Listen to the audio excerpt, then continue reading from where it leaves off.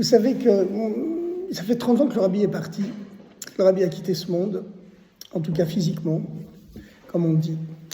Et quand on était dans l'avion pour aller à l'enterrement du Rabbi et pour l'accompagner dans sa dernière demeure, comme on dit, alors tous les chassidim du monde qui voyageaient du monde entier, on a tous eu la même idée. On s'est confrontés après quand on est arrivé à New York, on a dit « mais tu y avais pensé toi aussi ?» Tout le monde a répondu à l'autre « évidemment qu'on y avait pensé, c'est évident ». C'est quoi cette évidence? C'est que vous savez que chaque fois qu'un tzaddik quitte ce monde, chaque fois qu'un juste quitte ce monde, il y a une expression consacrée dans la Torah, c'est le soleil s'est couché, le soleil s'est levé. Shaka Hashemesh, Zarach Hashemesh. Le soleil de Rashi s'est couché au XIe siècle. Le soleil de Maïmonide, le Rambam, s'est levé au XIIe siècle. Le soleil du Rambam s'est couché à la fin du XIIe siècle. Le soleil du Ramban, Nachmanide, s'est levé au XIIIe siècle. Et ainsi de suite. Dieu n'a jamais laissé le peuple juif orphelin. Il y a toujours eu un soleil qui se couche, mais il y a toujours ensuite un soleil qui se lève.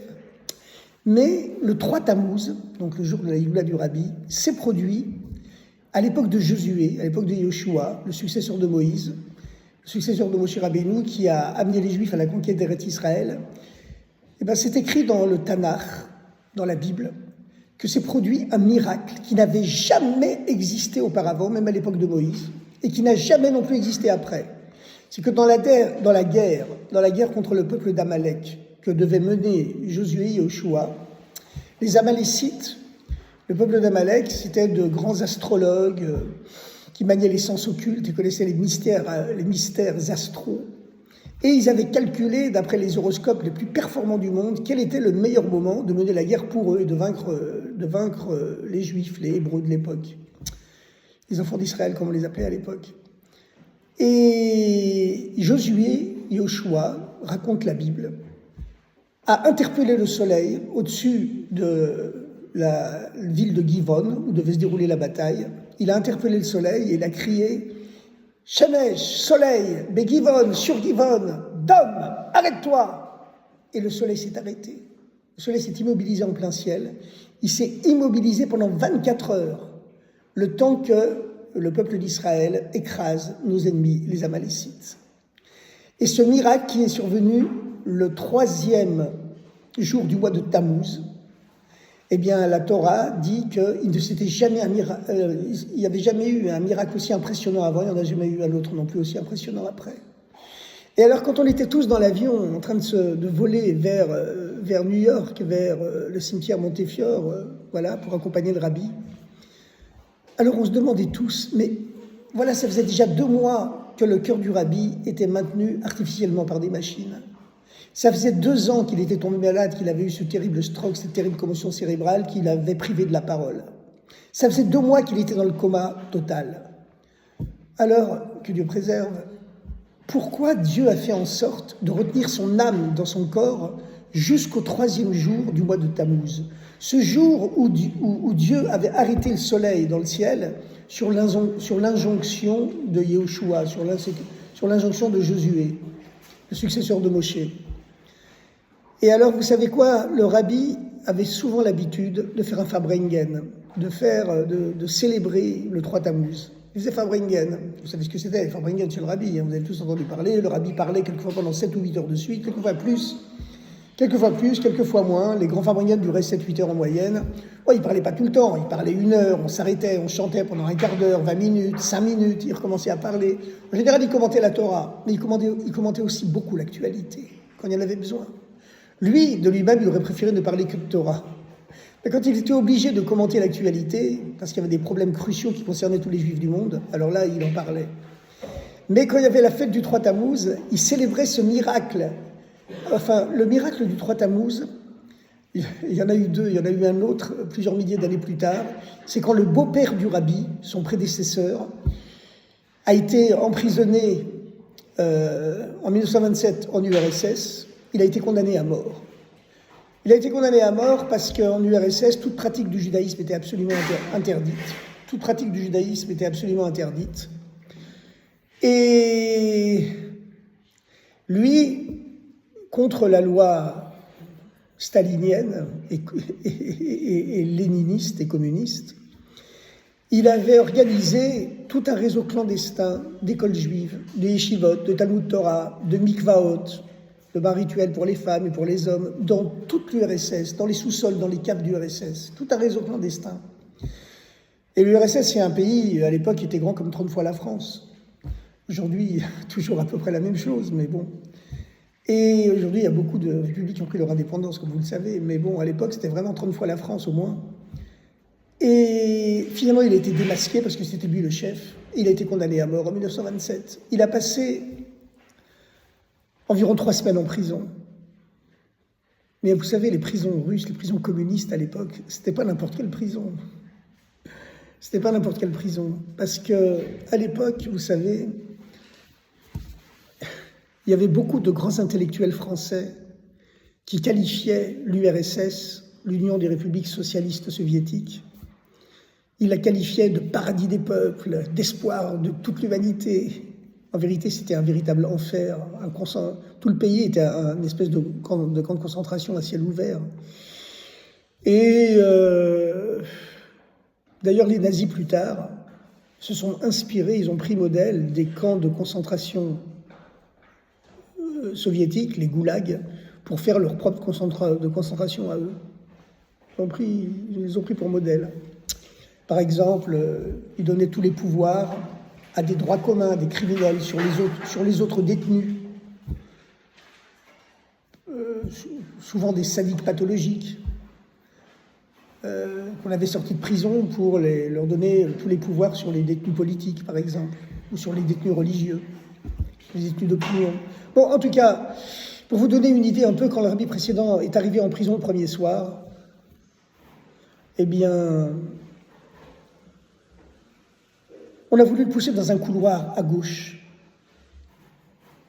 Et il a bousculé les policiers. Il a dit, quand on est perdu, on tourne à droite.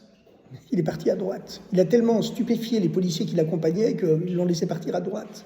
Mais ce qu'il ne savait pas, en tout cas officiellement, c'est qu'au bout du couloir où on voulait le pousser à gauche, on tuait d'une balle dans la tête tous les prisonniers qui arrivaient au bout de ce couloir, le premier soir. Et c'est comme ça que le premier soir, il a échappé à la mort. Pour vous donner une idée de ces prisons soviétiques, quand il arrive dans sa cellule, il y a déjà trois détenus qui l'accueillent.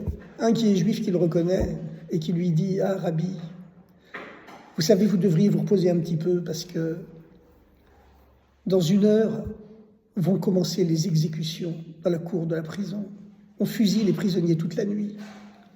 Et le bruit des fusillades et les hurlements des suppliciés vous empêcheront de dormir jusqu'au matin. Il reste 1 heure avant que la nuit tombe. Profitez-en pour dormir 1 heure. » Et le rabbi a vécu dans cet enfer pendant environ 3 semaines. Il raconte lui-même il a écrit un livre remarquable. Est-ce que les enfants l'ont mis ici, ce livre? Avec la photo du rabbi précédent. Ah, tiens, passe-le, moi, je vais vous montrer. Il a écrit, alors vous savez, le rabbi précédent, c'était un écrivain exceptionnel. Il aurait pu être prix Nobel de littérature.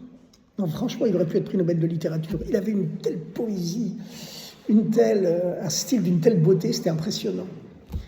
Et quand il est sorti de prison, finalement il a été gracié. Bonjour, bonsoir. Bonsoir.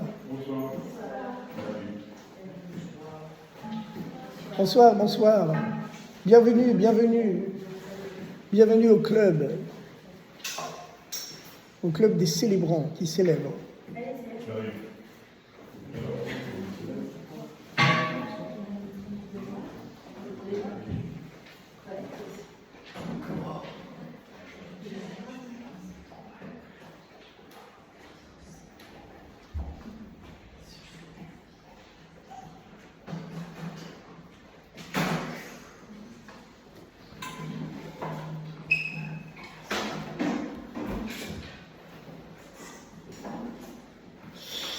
Donc, alors lui-même, quand il est sorti, finalement, il a été gracié miraculeusement, il a été libéré.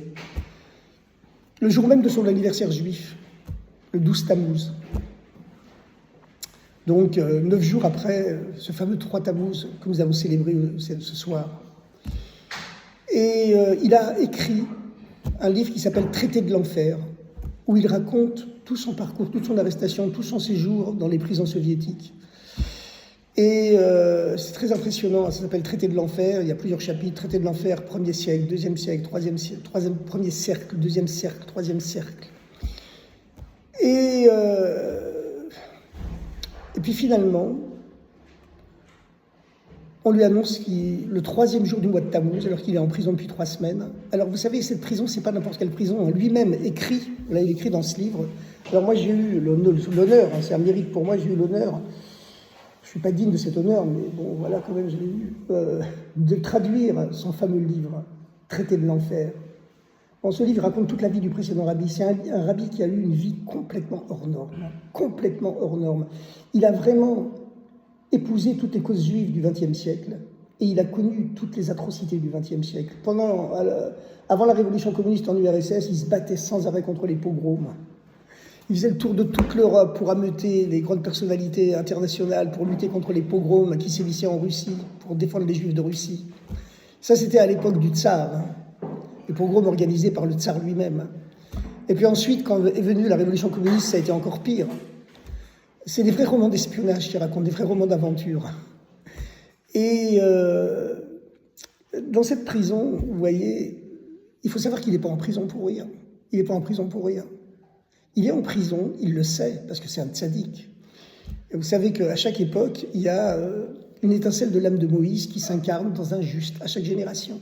C'est à la fois l'âme de Moïse et l'âme du Messie qui s'incarne dans un juste, un tzaddik à chaque génération. Et ce juste, ce tzaddik, d'après le Zohar et d'après aussi la tradition juive générale, il contient en lui toutes les âmes du peuple juif. Il est l'âme universelle. Donc tout ce qui lui arrive à lui, ça va arriver à l'ensemble du peuple juif. C'est pour ça que sa conduite doit toujours être exceptionnelle, exemplaire. Et quand un rabbi rentre en prison, c'est toujours parce qu'il y a contre lui une accusation dans le tribunal céleste. Enfin, nous aussi, dans notre vie, on est jugés chaque jour par le tribunal céleste. Il y a des jours où il y a le grand jugement général, c'est le jour de Rosh Hashanah et de Yom Kippour, d'accord ? Mais voilà, le jour de Yom Kippour, surtout à la Neïla, où Dieu appose le sceau final au verdict du tribunal. Vous qui habitez Sceaux, c'est pas à vous que je vais l'apprendre. Alors, c'est un mauvais jeu de mots, mais c'est un jeu de mots quand même. Alors, en tout cas, le rabbi savait pourquoi il était en prison. Parce que lui, le précédent rabbi, il voulait inaugurer une époque où plus jamais un goy, plus jamais un antisémite pourra dominer un juif. Et pour que cette nouvelle ère commence pour tous les juifs du monde, qui sont tous en lui, parce qu'il est l'âme universelle qui possède toutes les âmes du peuple juif en lui, il doit montrer lui-même, face à toute la superpuissance de l'État soviétique, que personne en prison ne pourra le dominer. Je ne vais pas vous raconter maintenant en détail, tout est en détail écrit ici, vous pourrez le lire ici, en détail, quand j'aurai le plaisir de vous dédicacer cet ouvrage tout à l'heure. Et, Claude Dachem. Mais en tout cas, sa conduite en prison, elle a été, il n'y a pas de mot en français, ni même en hébreu pour la décrire. En français, on pourrait dire surréaliste, ou messianique. Voilà, messianique, c'est plus le mot. Ça veut dire que tout ce qu'on lui disait, il désobéissait. Quand on lui a dit « tourne à gauche », il a dit « quand on est perdu, on tourne à droite », il a bousculé les soldats, il est parti à droite. Comme ça, il a échappé à la mort le premier jour. On voulait le tuer sans jugement, pour éviter les pressions internationales. Et ensuite, quand on est venu l'interroger, on lui a dit « lève-toi ». Il a répondu « je reste assis ». Et il y a 3 groupes de tortionnaires qui se sont acharnés sur lui les uns après les autres en le tabassant. Il a refusé de se lever. Finalement, les tortionnaires ont craqué, ils ont dit « bon, qu'il reste assis ». Chaque chose qu'on lui demandait, il faisait le contraire. On lui a dit « tu vas travailler dans cette prison, je ne lèverai pas le petit doigt ». Et finalement, il avait une conduite tellement surréaliste, tellement incroyable que tout le monde craquait devant lui. Il écrit lui-même que dans cette prison, tous les soirs, quand commencent à retentir les pas des soldats dans les couloirs, et que commencent à s'ouvrir les portes, et qu'on tire les prisonniers en dehors de leur cellule pour les fusiller dans la cour, les cheveux de tous les détenus dans sa cellule se hérissent sur leur tête, et qu'il y a une telle terreur qui tombe sur eux, parce que chaque se demande, est-ce que ça ne va pas être mon tour maintenant ? Il dit qu'on est tellement terrifié qu'on n'est même plus capable de comprendre les questions que nous posent les geôliers. Et ça dure comme ça pendant 3 semaines. Bon, c'est l'horreur absolue. Et puis finalement, il y a des pressions internationales. Et, parce que c'est quand même le rabbi de Lubavitch, hein, il est connu mondialement. Et finalement, il est convoqué devant le chef de la prison. Et le chef de la prison a son dossier devant lui. Il voit son dossier à l'envers. Il a écrit son nom. Il a écrit condamné à mort. C'est rayé en rouge. Il a écrit 10 ans de Sibérie. Il a écrit Niet. Il a écrit 3 ans de relégation, 3 ans d'exil dans un petit village lointain. Il sera complètement coupé de tout contact avec le reste du monde. Mais il sera libre là-bas pendant 3 ans. Alors on lui dit, voilà, vous partez dans ce village. Il dit, j'arrive quand? Parce que c'était à 2-3 jours de train. On lui dit, vous arrivez samedi. Il dit, ah, Shabbat, vous voulez me faire profaner Shabbat? Je reste en prison. Finalement, il y a des pressions qui viennent du Kremlin, bon, qui partent dimanche, qui partent un jour plus tard, qu'il arrive dimanche. Et son séjour était comme ça, sans arrêt. Je vous raconte 3-4 anecdotes, mais dans ce livre, vous en verrez une 50aine, d'accord, où il avait décidé que personne ne pouvait le commander, que personne ne pouvait le dominer, pour communiquer cette force à tous les Juifs du monde. Donc, qu'il contient en lui, puisqu'il est l'âme universelle qui contient toutes les âmes du monde. Et finalement, il est en train de se promener dans ce village. Au bout de 10 jours après y être arrivé, le jour où on lui a annoncé sa libération de prison et son transfert dans ce petit village lointain, c'était le 3 Tammuz, le jour où Moshe, le successeur de Moshe, Yoshua, Josué, avait arrêté le soleil, d'accord, pendant 24 heures dans le ciel. Ce miracle dont la Bible, le Tanakh, écrit qu'il n'y en a jamais eu un avant pareil et plus jamais après pareil. Et alors, il arrive dans ce village, et puis c'est le jour de son anniversaire, le 12 Tammuz. Il se promène dans le village, et le chef de la police locale vient s'excuser, lui demander pardon avec plein d'égards en lui disant « Écoutez, citoyen rabbin, citoyen, en Russie on n'a pas le droit de s'appeler monsieur, on est obligé de s'appeler camarade ou citoyen. Citoyen rabbin, je viens de recevoir votre ordre de libération, mais comme aujourd'hui c'est un jour férié d'après la Constitution, d'après la loi, je n'ai pas le droit de vous libérer officiellement. Ne me dénoncez pas. C'est pas de ma faute, c'est un jour férié. Vous me promettez que vous ne me dénoncerez pas. Si je ne vous ai pas libéré. En Russie, tout le monde tremblait. La moitié de la population espionnait l'autre. C'était un véritable enfer concentrationnaire à ciel ouvert. Bon. Mais c'est le jour de son anniversaire. Le jour anniversaire juif, c'est un jour qui porte bonheur. Et on le voit sur sa vie. Il lui a annoncé ce jour-là qu'il était libéré. Et le lendemain, il a été libéré officiellement.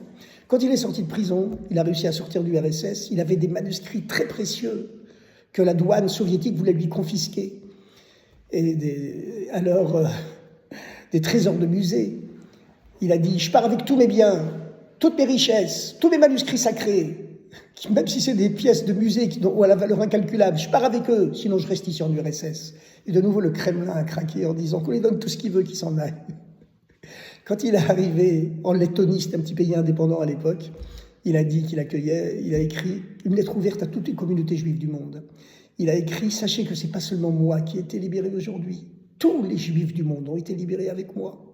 Pas seulement ceux qui sont religieux, les grands rabbins ou les petits rabbins. Pas ceux, mais même ceux qui sont tellement assimilés que pour eux, le titre de juif ne veut plus rien dire. Pour eux, c'est même plus leur nom, c'est un surnom. Tout celui qui est surnommé simplement du nom d'Israël, il a été libéré avec moi. Et vous savez quoi ? Il a été donc, cette aventure, elle s'est déroulée en 1927. 40 ans plus tard exactement, quasiment jour pour jour, il y a eu la guerre des 6 jours. Qu'est-ce qu'on a vu pendant la guerre des 6 jours ? On a vu effectivement que cet État qui est Israël de nom, ou de surnom malheureusement quelquefois, il s'est conduit avec le même courage, la même intrépidité que le rabbi en prison, et il a eu la même réussite. Et le rabbi, notre rabbi, qui avait succédé à son beau-père, d'accord, notre rabbi, qui avait succédé à son beau-père, entre-temps, il a dit, pourquoi est-ce qu'il a fallu 40 ans ? Pourquoi est-ce qu'il a fallu 40 ans pour que tous les juifs du monde voient, et pas seulement tous les juifs du monde, que le monde entier voie, que l'époque où un goy ou un antisémite peut dominer un juif, c'est une époque terminée, et que tous les juifs du monde maintenant, lorsqu'ils se comporteront avec le même courage, la même intrépidité que mon beau-père en prison, ils auront la même réussite. Pourquoi il a fallu 40 ans pour voir ça ? Parce que c'est écrit dans la Torah qu'il faut toujours 40 ans pour les élèves pour arriver à la conscience de leur maître. Et quand un rabbi de Lubavitch, un tzaddik, quand il fait descendre les forces divines du ciel sur la terre, il les fait descendre à travers les lois de la Torah qui disent qu'il faut 40 ans à un élève pour arriver à accéder à la conscience de son maître. Et dorénavant, tous les juifs du monde, nous avons tous cette force. Quand on se dévoue de façon courageuse, intrépide pour la Torah et les mitzvot, on a tous cette force de réussite. Alors le 3 Tammuz, c'est une grande fête, et quand on était en train de voler dans les avions pour accompagner le rabbi dans son dernier voyage, on avait tous cette idée-là, ce fameux proverbe juif qui date d'une époque immémoriale dans le Talmud et qui dit « Un soleil se couche, un soleil se lève. Dieu ne laisse jamais le peuple juif orphelin. » Comme je vous l'ai dit, le soleil de Rachi s'est couché, le soleil de Maïmonide s'est levé, le soleil de Maïmonide s'est couché, le soleil de Nachmanide s'est levé, etc., etc. Le soleil d'un rabbi se couche, le soleil d'un autre rabbi se lève. Mais pourquoi Dieu a fait en sorte de prolonger le coma du rabbi jusqu'au 3 Tammuz, ce jour que la Torah célèbre, parce que ce jour-là, le soleil ne s'est jamais couché. On a tous dit, vous savez, le Baal Shem Tov dit que lorsqu'une feuille tombe d'un arbre, c'est pas un hasard, c'est la providence divine. Parce que Dieu veut que cette feuille elle fasse 3 tours, elle aille précisément dans cet endroit, parce qu'elle a une mission précise à accomplir à cet endroit. D'accord ? La Torah, elle était écologique avant la lettre, bien sûr. Eh bien, quel est l'enseignement que Dieu a voulu lui donner en retenant l'âme du rabbi jusqu'au 3 Tammuz, le jour où le soleil ne se couche pas? On dira comme il n'y a jamais eu avant, comme il n'y a jamais eu après. C'est pour nous donner cet enseignement, ce message céleste, ce message évident, que le soleil du rabbi n'est comparable à aucun autre soleil de tous les grands maîtres juifs de l'histoire. C'est un soleil qui ne se couchera jamais et qui continuera à éclairer le monde jusqu'à la venue du Mashiach. Voilà. Donc, c'est le 3 Tammuz, il faut répéter cette chose-là, célébrer cette chose-là. Et puis, vous avez le mois de Tammuz, c'est le mois où il y a eu le début de la destruction des 2 temples de Jérusalem. Hein. C'est le mois où Moshe Rabbeinu a brisé les tables de la loi. Donc, c'était c'est le mois du jeûne du 17 Tammuz.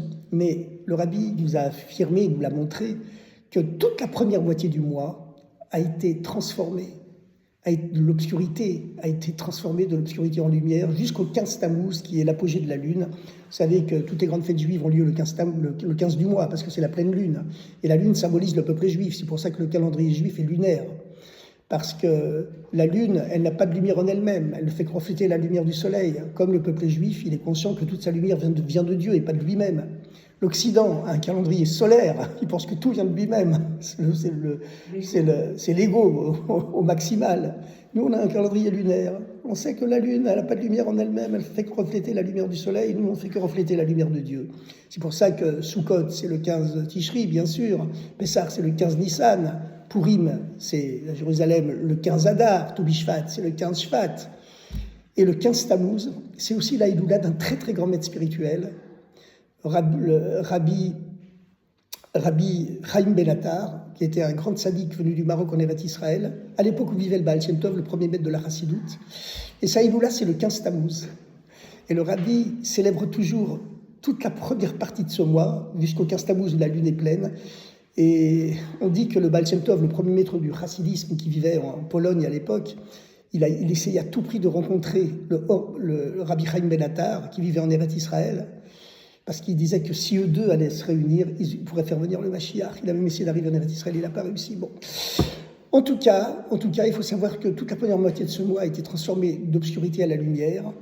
Et c'est toute une période de fête lumineuse, joyeuse, qui va du 3 Tammuz, la libération du rabbi précédent, le jour où Dieu a arrêté le soleil, et le jour où Dieu nous a indiqué que même si le rabbi physiquement s'est voilé à nos yeux, eh bien, son soleil continuera à illuminer le monde jusqu'à la venue du Mashiach. Évidemment, immédiatement. On souhaite tous immédiatement. Maintenant, je vais vous parler, puisque c'est le sujet de ce soir, de la relation avec le rabbi et la terre d'Israël. C'est un vaste sujet, parce qu'il n'y a aucune chose au monde qui concernait le rabbi, qui faisait trembler le rabbi, qui consternait souvent le rabbi, ou qui le rendait heureux, que ce qui se passait en Eretz Israël. Et c'est bizarre, vous allez me dire, parce que le rabbi n'a jamais été en Eretz Israël, mais c'est comme ça. Écoutez, parler de la relation entre le rabbi et Eretz Israël, il faut un livre entier pour ça. Il y a d'ailleurs des livres en hébreu qui ont été écrits par des journalistes professionnels, des historiens professionnels, qui sont consacrés uniquement à la relation entre le rabbi et Eretz Israël. Le rabbi communiquait par lettres, à l'époque où il n'y avait pas encore de fax, ni bien sûr Internet, oui. Vous allez développer, je vous remercie. Est-ce que dans votre développement, vous intégrez l'éventuelle relation qu'a eue avec le Rav Kook, le rabbi? Oui, bien sûr, je peux en parler. Vous savez, on a un peu plus d'une heure. Ça va être difficile de tout dire. Écoutez, le précédent Rabbi de Lubavitch, Rabbi Yosef Yitzhak, a visité Eretz Israël en 1929 et il a rencontré le Rav Kook plusieurs fois. Et avec un respect mutuel, un grand respect mutuel. Le Rav Kook a dit, la grand-mère du Rav Kook était une Chassida Lubavitch, sa grand-mère. Et le Rav Kook a dit au Rabbi Rayatz, donc le précédent Rabbi, le Rav Kook a dit au Rabbi Rayatz, j'ai une kippa blanche qui vient du troisième Rabbi Lubavitch, le Tzemar Tzedek, que je mets seulement le jour de Yom Kippour. Le Rabbi Rayatz, le Rabbi Yitzhak lui a répondu, j'espère qu'elle fait son effet. Le Rabbi Rayatz était très mordant comme ça, bon, c'était son style. Bon, en tout cas, le Rabbi a été en relation épistolaire. Il a eu une correspondance soutenue avec tous les chefs de tous les gouvernements israéliens. La plupart d'eux ont été le voir. Il écrivait à Ben Gurion dans les années 50, à Moshe Charet, qui avait été le deuxième premier ministre qui avait succédé à Ben Gurion. Tous les chefs des services secrets israéliens ont côtoyé le Rabbi, ont eu des relations avec lui. Il y a Yoshua Sagi, qui a été à la fois le chef du Shabak et du Haman, ça veut dire des services secrets généraux et des services secrets de l'armée, qui a rencontré le Rabbi pendant très longtemps, dans son pavillon, une nuit, à Brooklyn. Quand il est ressorti, il a dit, il y a les vidéos, on peut voir tout ça, il a dit, écoutez, avant de rencontrer le Rabbi, je pensais que mon univers était large et que le sien était étroit. Mais après une demi-heure de discussion avec lui, je me suis rendu compte que c'est mon univers qui est étroit. Et lui, vraiment, le sien, il est large. Il a dit, maintenant, Yoshua Sagi, qui était chef des services secrets israéliens, à la fois de l'armée et des services généraux, au milieu des années 1980, il a dit, maintenant, il y a une question que je me pose, vraiment une question que je me pose. Je passe 10 ou 12 heures par jour sur ce qu'on appelle, dans le langage des services secrets, la matière noire. C'est-à-dire les rapports secrets les plus pointus, les plus top secrets du monde, et les articles de presse les plus pointus. Et j'y passe 10 ou 12 heures par jour.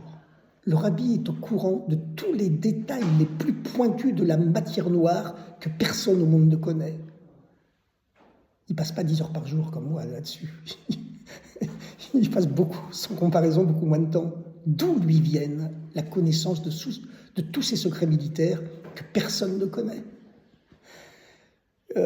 Aaron Yariv, qui dirigeait les services secrets israéliens à la fin des années 60 jusqu'au milieu des années 70, a dit la même chose. Il a rencontré plusieurs fois le Rabbi et un jour, quand il est revenu de New York en Israël, il a dit, écoutez, j'espère que le Rabbi viendra un jour en Eretz Israël, qu'il viendra citoyen israélien. Et quand il sera citoyen israélien, en tant qu'ancien chef des services secrets, ce sera mon devoir professionnel de lui demander d'où il tire toutes ces sources, d'où il connaît tous les secrets que normalement aucun citoyen israélien n'a le droit de connaître. Même pas les députés de la Knesset. Et quelquefois même pas les chefs du gouvernement. Et ni même quelquefois les chefs de l'armée. D'où il les connaît. Bon, c'est le Rabbi. Alors, bon, écoutez, la façon dont le Rabbi était tellement concerné par ce qui se passait en Eretz Israël, c'est pas vraiment une nouveauté. C'est pas vraiment une nouveauté. Bonsoir, bonsoir. Bonsoir.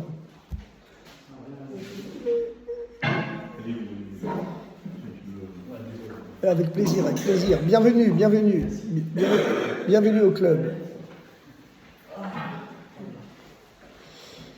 Bon, c'est pas vraiment une nouveauté, le fait que le Rabbi accordait tellement d'importance à ce qui se passait en Eretz Israël sur le plan politique, économique, etc. C'est pas vraiment une nouveauté dans l'histoire du mouvement Lubavitch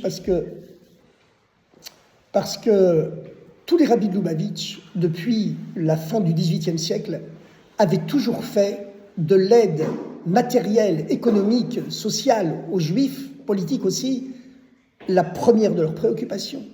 Quand le Rabbi nous bénissait, quand on allait le voir en Yichidout, il commençait toujours par nous dire « le bon Dieu », il parlait en français, il commençait toujours par ces phrases rituelles « le bon Dieu vous bénira dans tous vos besoins matériels et spirituels ». D'abord matériels et ensuite spirituels.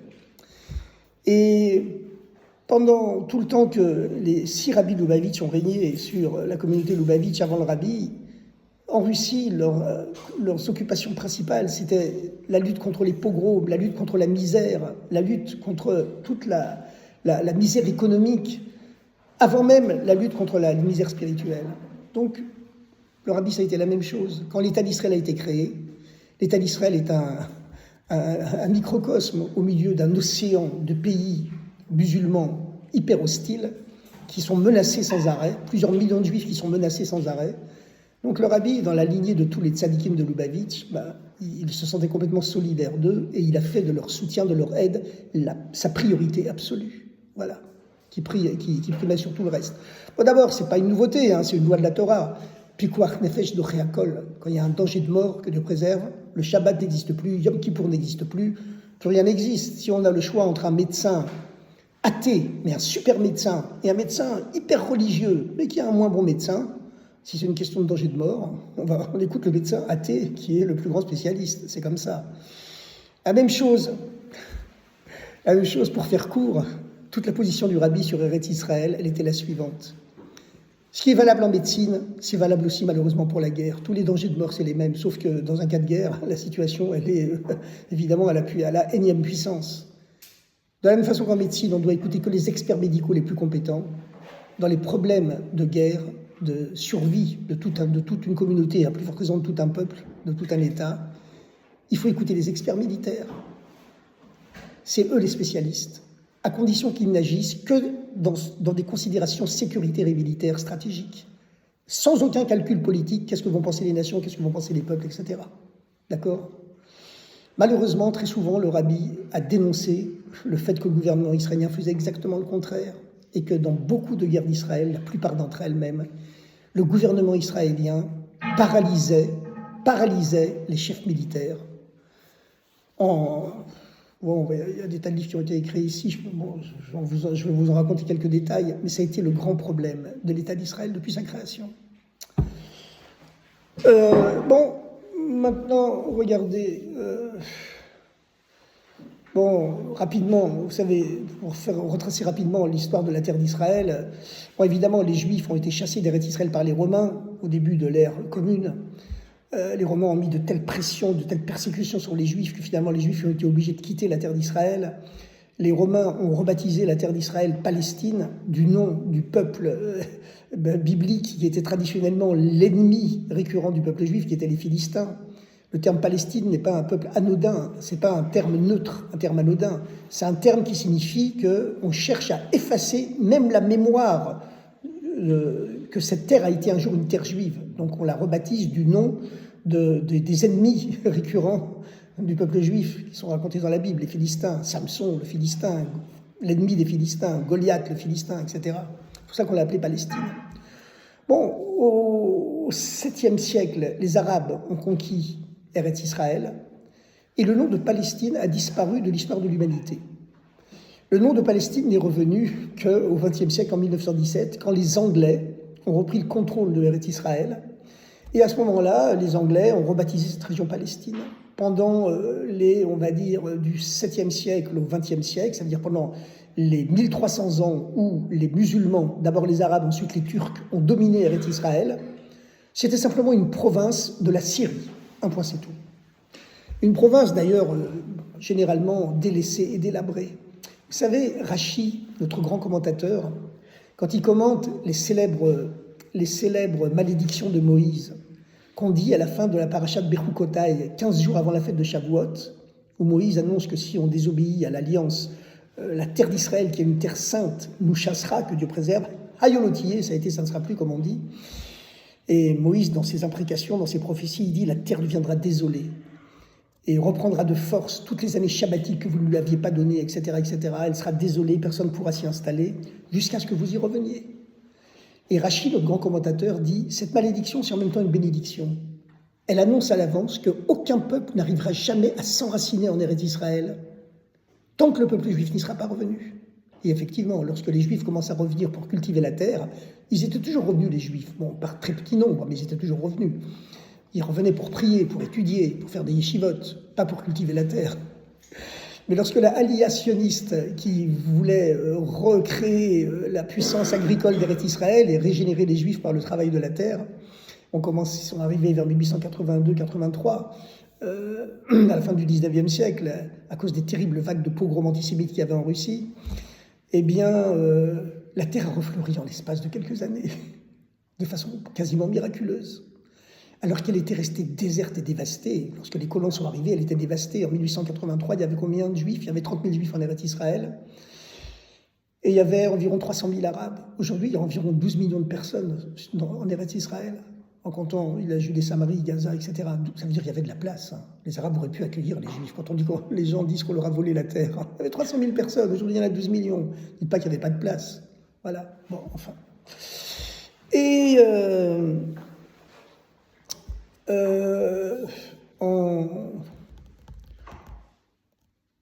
en 1947, après la Deuxième Guerre mondiale, il y a déjà 400 000 juifs qui sont installés en Eretz Israël. 400 000, et il y a environ 1,5 million d'Arabes. Et le 29 novembre 1947, l'ONU se voit confier par les Anglais le contrôle de Eretz Israël.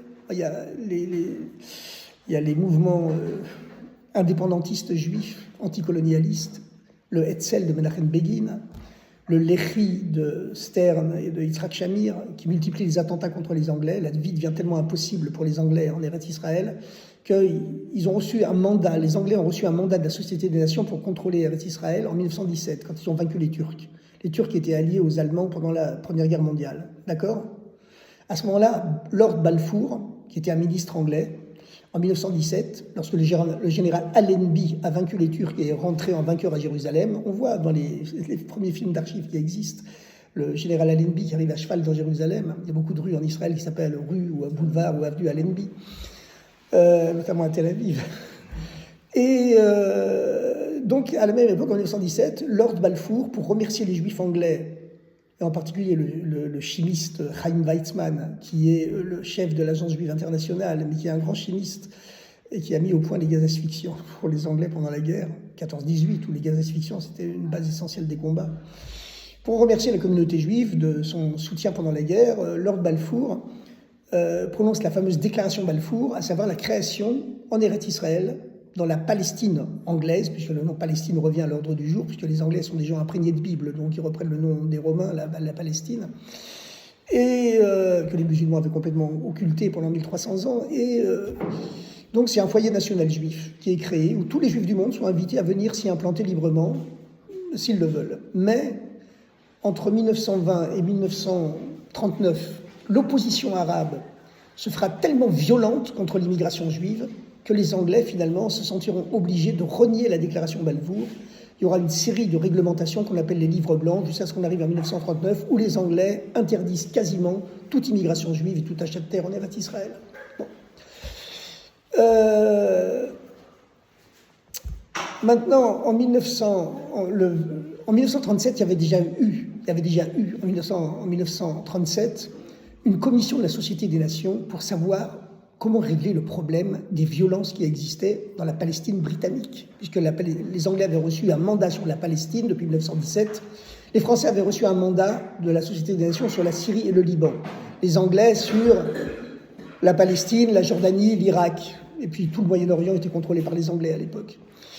Alors, il y avait cette commission qu'on appelait la commission Peel, P2EL, en 1937, qui arrivait à la conclusion que les deux communautés, juives et arabes, ne pouvaient pas vivre ensemble. Ce n'était pas possible. Il fallait créer deux États indépendants dans la Palestine anglaise. Les Juifs ont accepté, tout heureux, les Anglais ont refusé, les Arabes ont refusé catégoriquement. Le même phénomène se reproduit 10 ans plus tard, en 1947, à cause des violences, des attentats anti-anglais que mènent l'Irgun, le Hetzel de Menachem Begin et le Lehi de Yitzhak Shamir et de Meir Stern.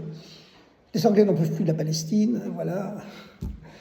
Donc ils décident de confier la Palestine à l'ONU. Et l'ONU, le 29 novembre 1947, vote le partage de la Palestine entre deux États, l'État juif et l'État arabe. Bon. Donc le 14 mai 1948, le jour où le dernier soldat anglais a quitté Eretz Israël, c'est le 5 Iyar dans le calendrier juif, Ben Gurion, qui est le chef du mouvement sioniste et le premier dirigeant de l'État d'Israël, proclame la renaissance de l'État d'Israël. Et tous les États arabes voisins l'attaquent. La guerre dure environ 1 an et demi, et l'État d'Israël, bien qu'il était complètement sous-armé au départ, en sort victorieux. Et en février 1949, le Liban, la Syrie, la Jordanie, l'Égypte sont obligés de signer des armistices, des cessez-le-feu. Ils ne reconnaissent pas l'État d'Israël. Ce sont uniquement des armistices, des cessez-le-feu, et qui vont durer plusieurs années. Alors maintenant, la veille de la naissance de l'État, la veille du vote de l'ONU du 29 novembre 1947, il y a beaucoup de rues en Israël qui s'appellent Rehov Haftet November, au coup du 29 novembre. Le rabbi Yosef Yitzhak, le précédent rabbi de Lubavitch, d'accord, qui était déjà à New York, il a invité le représentant de l'agence juive qui était en train de pratiquer un lobby infernal pour pousser tous les ambassadeurs du monde à voter pour le partage de la Palestine, pour la création d'un État juif. Donc, le rabbi précédent a invité Zalman Shazar, qui plus tard allait être le président de l'État d'Israël et qui était le chef de l'agence juive internationale, à venir le voir. Zalman Shazar était un petit-fils de famille chassidique, de famille Lubavitch. Il a dit, tiens, le rabbi veut me voir. Très honoré. Et le rabbi dit à son messager, j'espère que les Roubatchov de New York ne feront pas honte aux Roubatchov de Moscou. Parce que son nom, Shazar, en Russie, c'était Roubatchov. Et donc Shazar arrive et il en profite pour demander une bracha au rabbi précédent pour le vote de l'ONU, qui a une majorité pour le partage de la Palestine. Et le rabbi précédent répond, il donne sa bracha. Il répond, ce sera Yeshua verachamim, avec un salut et la miséricorde. Bon, la majorité des États de l'ONU à l'époque, aux 2/3, un peu plus que les 2/3, votent pour le partage de la Palestine. Donc, quelques mois plus tard, c'est la création de l'État d'Israël. Bon, alors, évidemment, vous le savez tous, du côté arabe, la guerre qu'il lance contre l'État d'Israël le premier jour, c'est une guerre d'extermination totale. Voilà. Ce sera la même chose en 67, 20 ans plus tard. Mais l'État d'Israël en sort vainqueur. En 1956, il y a une deuxième guerre israélo-arabe. C'est la fameuse campagne de Suez. Pourquoi ? Parce qu'en 1952, il y a eu un coup d'État en Égypte. Le vieux roi Farouk, jugé incapable, a été destitué. Il est remplacé par un groupe de jeunes colonels modernistes, islamistes et laïcisants.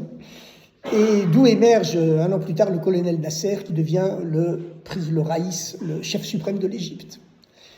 Et pendant la guerre d'indépendance de 1947-49, parce que nous les Juifs on l'appelle la guerre d'indépendance, il faut savoir que lorsque le partage de la Palestine a eu lieu dans l'État juif, qui faisait à l'époque dans son endroit le plus étroit, environ à peine 1 kilomètre de large, il y avait effectivement en 1948, dans cet État, il y avait 700 000 juifs, mais il y avait aussi 600 000 arabes.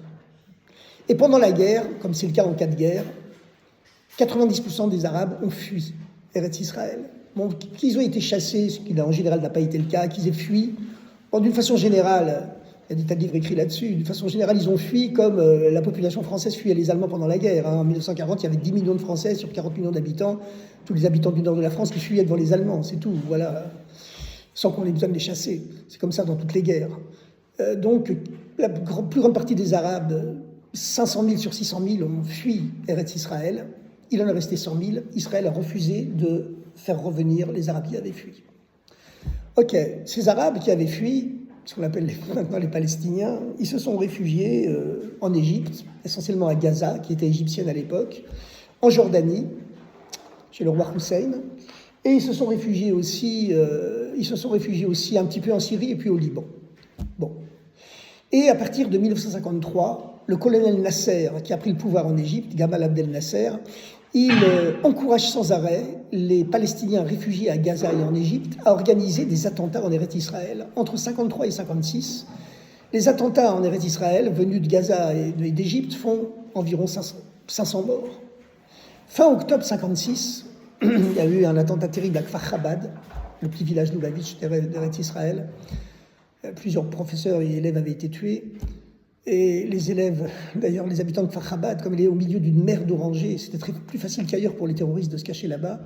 Ils voulaient tous quitter Kfar Chabad, le rabbi leur ordonné de rester en disant que Kfar Chabad fleurirait, qu'après Après la rigueur divine, il y avait le dévoilement de la miséricorde, qui est encore plus haute que la bonté du premier jour. Bon, effectivement, aujourd'hui, Kfar Chabad, un pavillon à Kfar Chabad, il vaut plus cher qu'un pavillon à Sceaux. Voilà. Bon, grâce à Dieu. Alors, Israël n'en peut plus de ces attentats qui viennent essentiellement d'Égypte et de Gaza et lance une campagne militaire contre l'Égypte. Et l'armée israélienne écrase l'armée égyptienne dans le Sinaï. Elle conquiert tout le désert du Sinaï en une semaine et elle campe jusqu'au bord du canal de Suez. Et les jours suivants, les Français et les Anglais qui ont aidé Israël dans cette opération et qui veulent se réapproprier le canal de Suez que vient de nationaliser le colonel Nasser,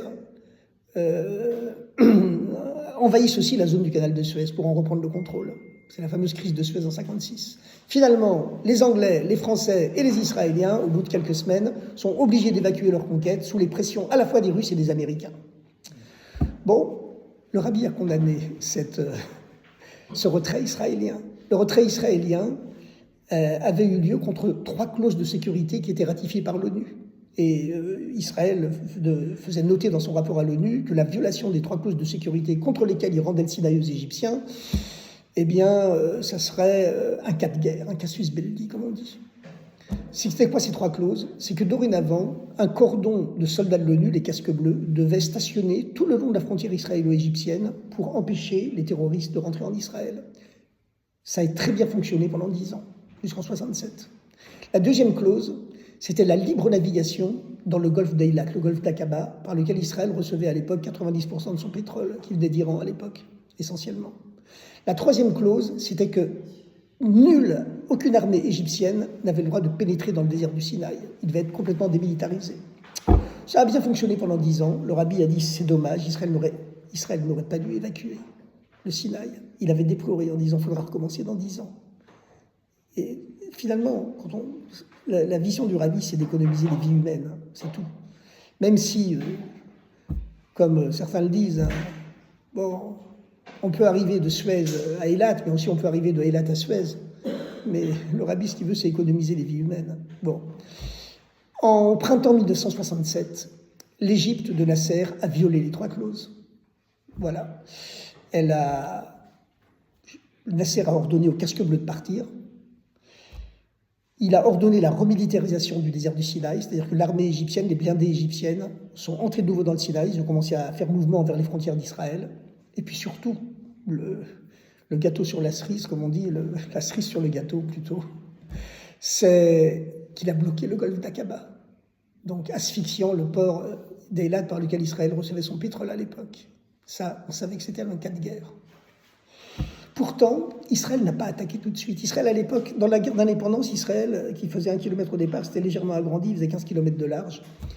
Autour de Natania, à la frontière, il y a 15 km en 1967. Donc, on savait qu'Israël ne pouvait que attaquer le premier, c'était évident. Pour un homme comme le général de Gaulle, qui était un militaire professionnel, qui était un homme supérieurement intelligent, antisémite certes, mais supérieurement intelligent. C'était un visionnaire, de Gaulle, le grand héros de 1940, un homme exceptionnel. Sur les 1000 généraux de l'armée française en 1940, c'est le seul qui avait compris que l'Allemagne finalement serait vaincue. C'était un homme de vision. Mais en 1967, pour lui, qu'est-ce que valaient 2 millions de juifs face aux centaines de millions d'arabo-musulmans dans le monde, à leur pétrole, la francophonie, la France qui s'érige en nouveau phare du tiers-monde entre le bloc de l'Est et le bloc de l'Ouest. Bon, voilà, ça va. Puis en plus, il était antisémite au fond de lui-même. Pas un méchant antisémite, mais un peu quand même. Voilà, la vieille France traditionnelle. Donc, toutes les armes israéliennes, en 1967, à la veille de la guerre des 6 jours, elles sont françaises. De Gaulle déclare que que les 3 clauses que l'Égypte vient de violer, même si elles étaient considérées comme casus belli dans la notification de l'ONU en 1957, ne sont pas un cas de guerre. Seul celui qui tirera le premier coup de feu sera considéré comme l'auteur de la guerre et la France sera contre lui. Donc, il décrète l'embargo sur toutes les armes de rechange à destination d'Israël. Israël se trouve coincé, plus d'armes de rechange dans une guerre, qu'est-ce qu'on va faire? L'Amérique, à l'époque, est neutre. Elle ne veut pas se mettre le monde arabe contre elle. Pour l'Union soviétique, c'est une occasion unique de s'implanter dans le Moyen-Orient et de devenir le grand supporter du monde arabo-musulman, de tout le tiers-monde. Voilà, en voie de décolonisation, c'est une occasion super. Donc ils arment les Arabes au maximum. Israël est tout seul. Mais pendant 3 semaines, Israël va hésiter. Pendant 3 semaines, Israël va hésiter. Les jeunes généraux, qui ont 35-40 ans de moyenne d'âge, savent qu'Israël est prêt, que Tsahal est prêt, et qu'on n'a pas d'autre solution que de lancer une guerre préventive. Avec 15 km de large, on est obligé d'attaquer les premiers, il n'y a pas le choix. De Gaulle le savait d'ailleurs. C'est pour ça qu'il dit qu'on condamnera celui qui tire le premier coup de feu, il savait très bien ce que ce serait Israël. Et pourtant, tous les ministres du gouvernement pendant 3 semaines vont s'y opposer. Lévi Eshkol, qui est Premier ministre, Abba Even, qui est le ministre des Affaires étrangères, vont tout faire pour qu'il n'y ait pas de guerre. Il y aura des disputes terrifiantes dans le Conseil des ministres face aux généraux, les ministres face aux généraux. À un moment donné, le chef de l'aviation, Mordechai Hod, il jette ses galons sur la table. Il dit « Si c'est comme ça, on est presque au bord du coup d'État militaire. » Et puis finalement, les ministres cèdent. Ils cèdent aussi devant le poids de l'opinion publique. Tous les hommes sont déjà sous les drapeaux depuis déjà 15 jours, depuis déjà 3 semaines. L'économie est paralysée, et puis toute la population israélienne sait qu'elle n'a pas le choix. Voilà.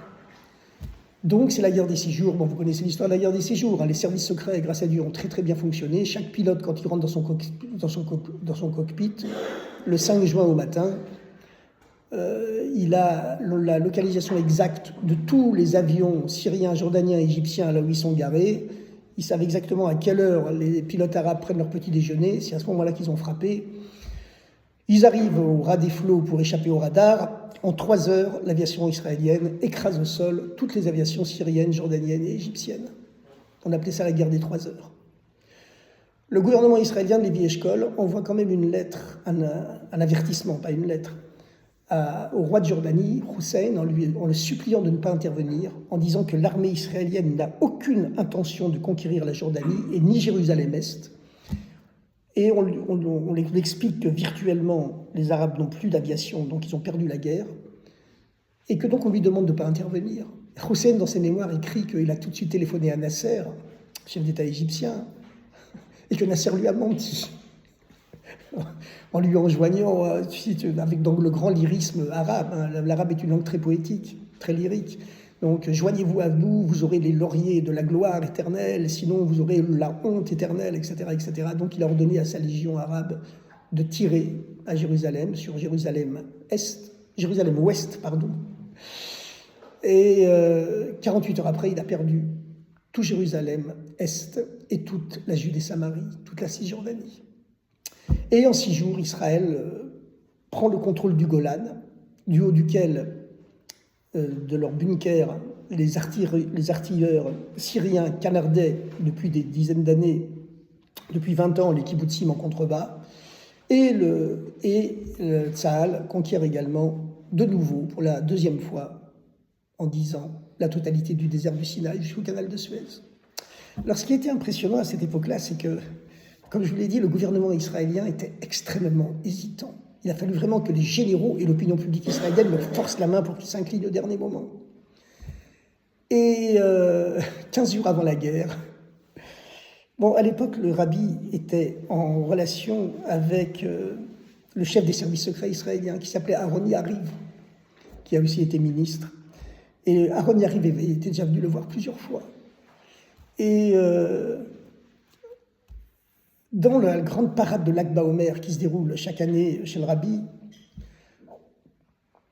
15 jours avant la guerre, beaucoup de chassidim américains qui avaient des enfants dans les yeshivot d'Israël ont demandé au rabbi la permission de rapatrier leurs enfants à cause des dangers de guerre. Le rabbi leur a interdit de rapatrier les enfants. Et dans cette parade de l'Akba Omer, le rabbi annonce brusquement un miracle, un secours miraculeux attend nos frères d'Eretz Israël. La victoire d'Eretz Israël stupéfiera le monde entier et ce sera le lieu d'un miracle, un miracle complètement surnaturel. La certitude du rabbi, au même moment, le Premier ministre israélien, Lévi Eshkol, faisait à la télévision israélienne son fameux discours qu'on a surnommé Noam Amegamgem, le discours du bégaiement. Parce qu'il s'est mis à bégayer, ça fait un effet terrible. Devant la population, il bégayait, il ne savait pas quoi dire. Et il y a la position du rabbi qui, au contraire, il annonce la certitude totale de la victoire. Bon, grâce à Dieu, ça a été comme le rabbi l'avait dit. Vous savez qu'il y a une loi dans la halakha, il y a une halakha dans le Rambam qui dit comment est-ce qu'on peut identifier un prophète. Pardon. Non, je répondais. Excusez-moi. Il y a une loi d'halakha dans le code des lois qui dit comment est-ce qu'on peut identifier un prophète, savoir si c'est un vrai prophète ou un faux prophète. Le Rambam tranche la halakha. Il dit, c'est une façon très simple, si un prophète annonce des bons événements, il annonce une victoire, un miracle, et que ça ne vient pas, ça veut dire que c'est un faux prophète. Mais si un prophète annonce des catastrophes, il n'y a pas de catastrophe, tout va bien, ça ne veut pas dire que c'est un faux prophète. Pas du tout. Parce que Dieu ne change pas le bien pour le mal, mais il peut changer le mal pour le bien. En l'occurrence, le rabbi avait annoncé, prophétisé une victoire surnaturelle, et grâce à Dieu, ça a été le cas. Bon. Maintenant, le gouvernement israélien se trouve avec un pays qui a quadruplé de superficie. On a le Golan, on a la Cisjordanie. Alors, le gouvernement israélien, il n'y avait même pas de plan de conquête de Jérusalem. C'est pourquoi, quand le gouvernement israélien prévient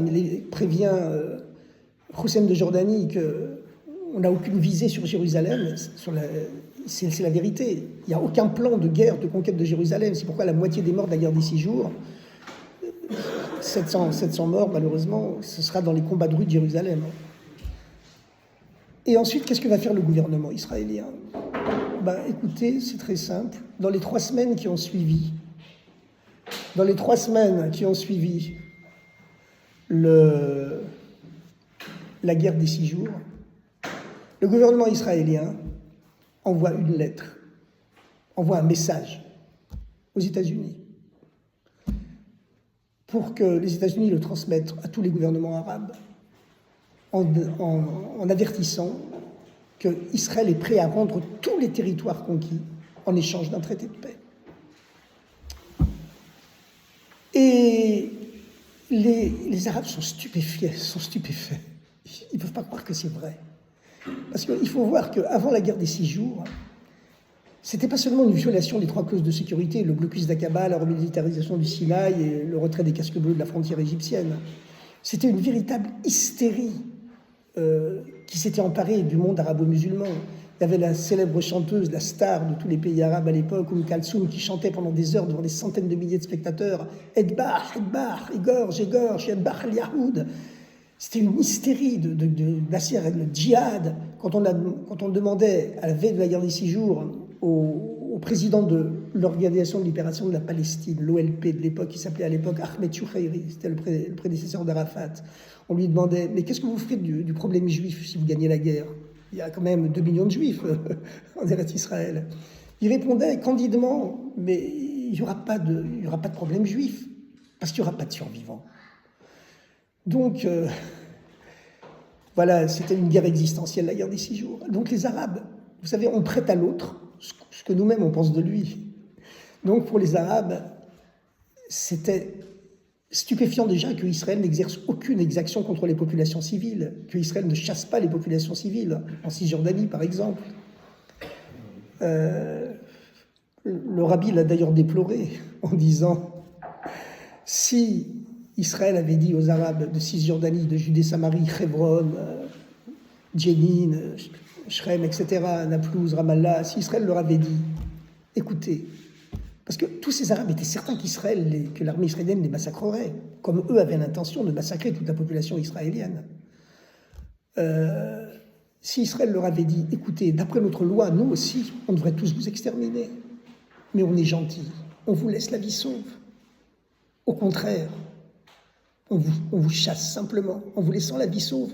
Et et comme on ne veut pas que vous soyez, que vous mouriez de faim, on vous donne même de l'argent pour partir. » Si Israël avait dit ça, les Palestiniens de Judée-Samarie, ils sont réfugiés en Égypte, et ceux de Gaza, réfugiés en Égypte aussi, ils seraient arrivés dans les pays qui les accueillaient, les pays arabes qui les accueillaient, en disant « Mais pourquoi vous démonisez les Juifs comme ça, en disant que les Juifs c'est des satans, que c'est le diable ?»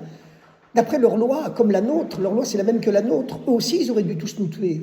Non seulement ils ne nous ont pas tués, mais ils nous ont laissé la vie, ils nous ont donné de l'argent même, avec des petites indemnités, ça aurait suffi. Malheureusement, le gouvernement israélien n'était pas du tout dans cette mentalité, pas du tout. C'est un gouvernement socialiste, humaniste, de gauche. C'était même pas imaginable qu'ils se conduisent comme ça. Le rabbi a dit, malheureusement, ils le regretteront beaucoup. Alors, ça c'est seulement la guerre des 6 jours. Qu'est-ce qui s'est passé? Comment les Arabes ont-ils réagi à cette proposition d'Israël de rendre tous les territoires contre les accords de paix? Au début, ils n'y ont pas cru, c'était impossible. On prête à l'autre ce qu'on pense de lui. Et puis finalement, ils ont dit non. Ça a été le fameux triple non de Khartoum, l'année suivante, à la conférence de Khartoum. Les Arabes ont dit non. Non à toute négociation avec Israël tant qu'il n'évacue pas tous les territoires qu'il a conquis. Non à la reconnaissance de l'État d'Israël en tant que tel. Non à la paix dans ces conditions. Donc Israël était obligé de garder les territoires.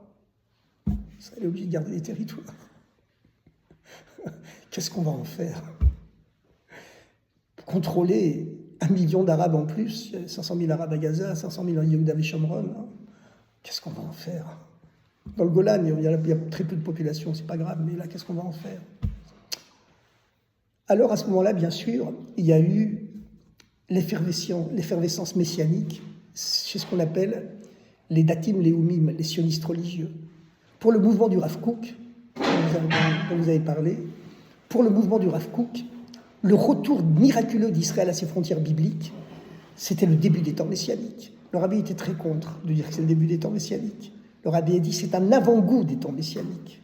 Un avant-goût des temps messianiques, parce que, d'après la Kabbalah, l'histoire de l'humanité doit durer 6000 ans, et le 7e millénaire, c'est l'ère messianique. Et ce cycle des 6 millénaires et du 7e millénaire sont remémorés chaque semaine par les 6 jours de la semaine et le Shabbat. Et le rabbi cite souvent cette allégorie que, de même qu'avant Shabbat, il faut goûter, c'est écrit dans le Code des lois, le Shulchan Aruch, une bouchée de chaque plat qu'on mangera Shabbat, juste avant, 1 heure avant Shabbat, 2 heures, 3 heures, 5 minutes. De même façon, avant le 7e millénaire, avant les temps messianiques, Dieu donne à tous les juifs du monde à goûter un avant-goût des temps messianiques. Cet avant-goût, il est spirituel, c'est le dévoilement des secrets de la Torah, par le Or HaChaim Kadosh, Rabbi Chaim Ben Attar, dans son fameux livre, le Or HaChaim, où il dévoile les secrets de la Torah, à l'époque du Baal Shem Tov, et en Occident, le dévoilement de la Chassidut Rabbad, par le Baal Shem Tov et les rabbis de Lubavitch. C'est un avant-goût spirituel des temps messianiques. Avant, les secrets de la Torah étaient cachés à tout le monde. Personne ne pouvait les étudier, sauf de très grands maîtres. Là, ils sont mis à la disposition de tout le monde, grâce à Dieu. C'est un avant-goût spirituel. Pour le rabbi, le retour d'une souveraineté juive sur Eretz Israël, la victoire de la guerre des 6 jours où Dieu nous rend toutes nos frontières bibliques, grâce à Dieu, c'est aussi un avant-goût matériel, celui-là des temps messianiques. 40 ans exactement après la libération du précédent rabbi qui avait dit « c'est pas seulement moi que Dieu a libéré, tous les juifs du monde ont été libérés ». Dorénavant, tous ceux qui se conduiront avec le même courage auront la même réussite. Et quand on voit le comportement du gouvernement israélien pendant la guerre des 6 jours, c'était vraiment la même intrépidité, détail par détail, qu'avait eu le rabbi dans sa prison. Le monde entier était contre lui, les États-Unis neutres, la France, son seul pourvoyeur d'armes, elle s'est mise contre lui, et les Mirages, 80 Mirages qui étaient commandés par l'armée israélienne, le général de Gaulle va les donner à la Libye, sous prétexte qu'elle n'est pas dans la guerre, mais elle va se dépêcher de les donner à l'Égypte. De Gaulle le savait très bien, bon, peu importe. Alors, pour le mouvement national religieux Dati Leumi, il faut repeupler toute la Judée-Samarie et tout le territoire de Gaza. Et le gouvernement de gauche, qui va diriger Israël jusqu'à 1976, va encourager le peuplement de la Judée-Samarie par les sionistes religieux. Il va les encourager. Pourquoi il les encourage? Il les encourage avec une double idée qui est, il faut le dire, malheureusement un peu perverse, pour faire pression sur les États arabes. Comme le dit Ariel Sharon, qui était un des généraux commandants en chef dans la campagne du Sinaï en 67, dans une série de conférences qu'il fait aux États-Unis en 68, Sharon, il dit dans ses conférences, si les Arabes veulent récupérer leur territoire, il faut qu'ils se dépêchent, qu'ils fassent vite. Parce qu'aujourd'hui, il y a 20 colonies dans les territoires, en Judée-Samarie et à Gaza. Mais demain, il y en aura 50. Après-demain, il y en aura 200. Il n'y aura plus rien à rendre. Donc le gouvernement israélien, même s'il est de gauche, il encourage ce qu'on appelle les mouvements d'extrême droite, de sionistes religieux, à créer plein de colonies dans les Shtachim pour faire pression sur les pays arabes, pour que les pays arabes prennent peur et disent « Oh là là, mais les Juifs, ils colonisent tout, allez, on est obligé de faire la paix. » Et pourtant, les Arabes ne font pas la paix. Ils préparent au contraire la revanche. Ils préparent la revanche. Il y a le rabbin qui me fait signe que le temps de parole s'approche de sa conclusion. Voilà. Pourtant. Ouais. Je me permets de reprendre Ouais. une de vos dernières phrases. Vous avez évoqué la notion de le gouvernement israélien colonise. Ce terme-là, c'est un terme qui vient d'une influence occidentale. Ce n'est pas un terme qui vient de ce qui doit être l'esprit purement juif. Donc en utilisant ce mot... Ouais, vous avez raison. Il faut dire les implantations. Itachaluyot en hébreu. Voilà. Écoutez, je vais quand même faire un aperçu général, parce que la guerre des 6 jours, c'est seulement, c'est seulement un premier détail. Je vais quand même faire un aperçu général, que vous ne partiez pas complètement frustré de cet exposé. D'accord, dont je ne suis qu'au début. Donc les Arabes n'ont pas accepté et ils préparent la revanche. Et après la guerre des 6 jours, l'Union soviétique va reconstituer tout le potentiel militaire de la Syrie et de l'Égypte et va les surarmer en leur donnant un armement encore beaucoup plus sophistiqué que celui que les Israéliens reçoivent maintenant des Américains, puisque la France maintenant a décrété l'embargo sur toutes les armes à Israël. Alors,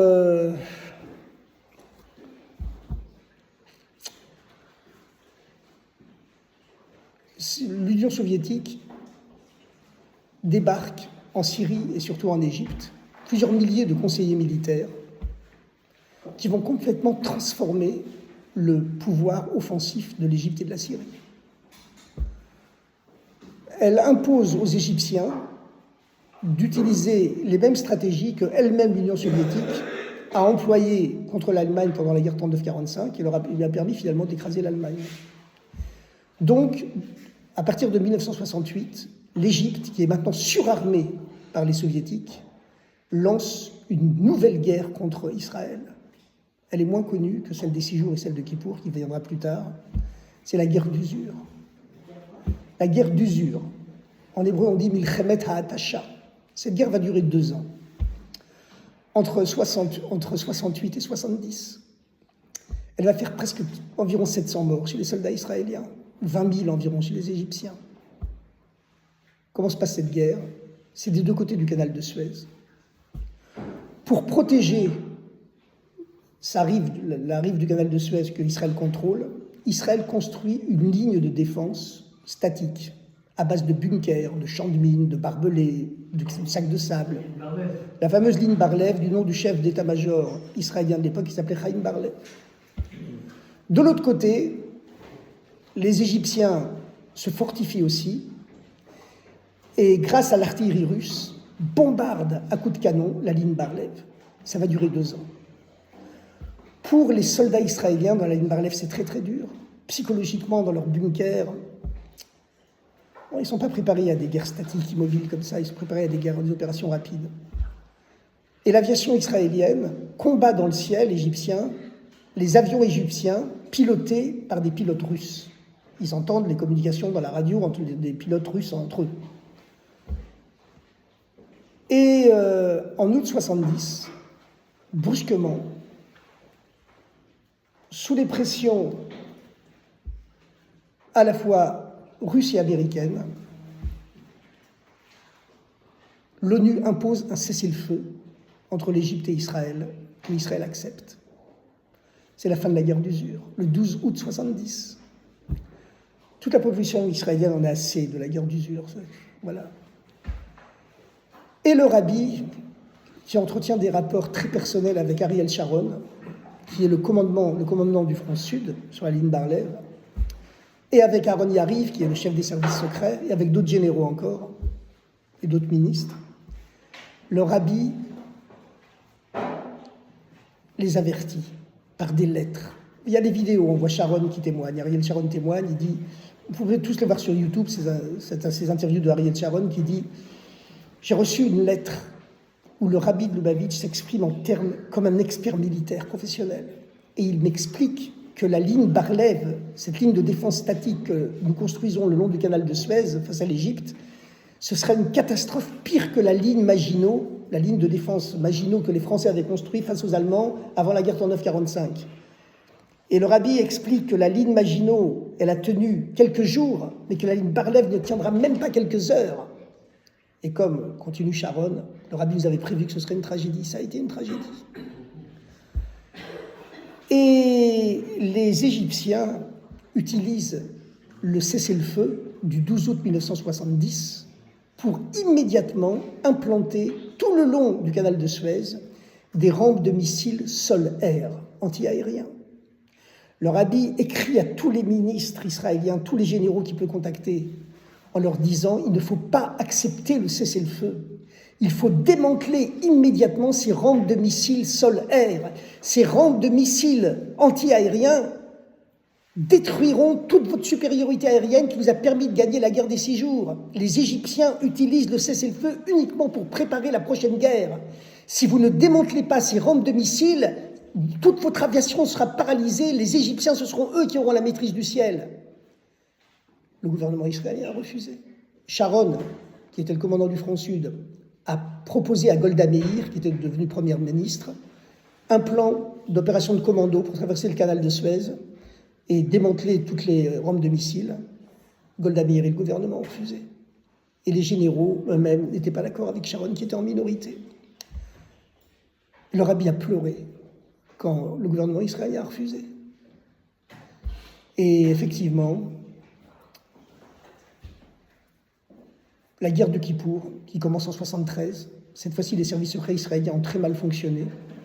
Ils sont avertis seulement le jour même de Kippour, à 5 heures du matin, que l'Égypte et la Syrie préparent une guerre totale, massive.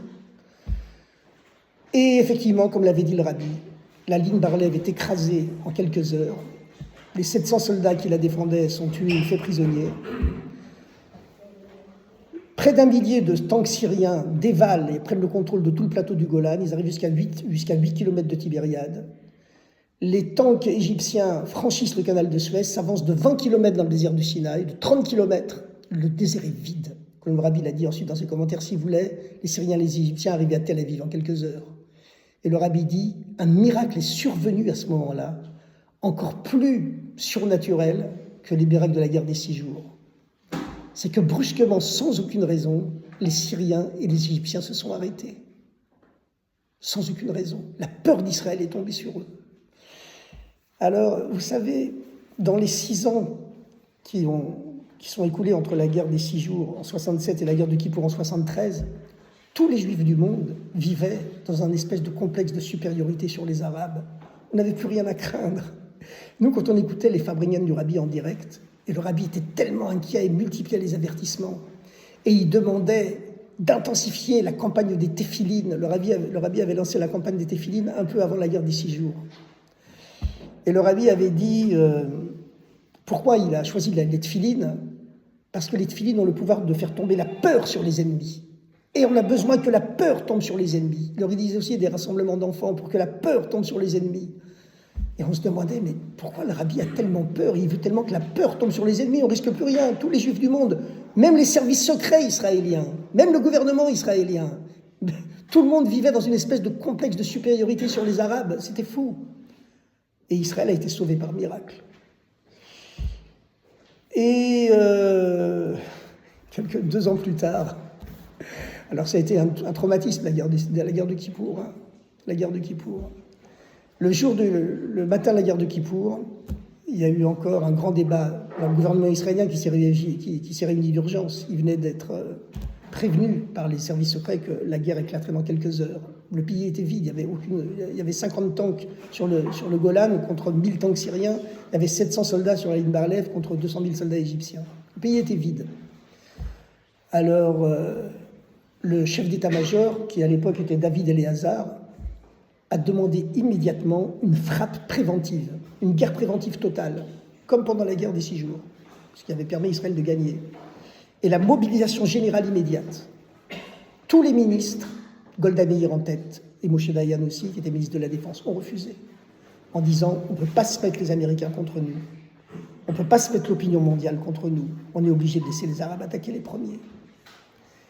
C'est ce qui a causé la mort des 2500 soldats qui sont tombés pendant la guerre de Kippour, qui a créé le traumatisme total dans la société israélienne, qui a fait qu'aux élections suivantes, 3 ans plus tard, en 1976, la gauche qui dirigeait le pays depuis la création de l'État a perdu le pouvoir, et c'est la droite de Menachem Begin qui a pris le pouvoir et qui a réussi à la garder avec quelques intermèdes jusqu'à présent. Maintenant, pour faire court, vous savez, il y a eu d'autres guerres, malheureusement, en Israël. Pour faire court, le rabbi était très contre également la rétrocession du désert du Sinaï à l'Égypte. Pour le rabbi, la rétrocession du Sinaï à l'Égypte, c'était une catastrophe majeure. C'était la pire catastrophe que l'État d'Israël avait essuyée. Et on voit ce qui s'est passé aujourd'hui avec Gaza. On sait que tout ce qui a permis au Hamas de mener sa guerre à Gaza et qui lui permet encore maintenant de la mener, c'est les armes qui viennent d'Égypte. Voilà, tout le monde le sait.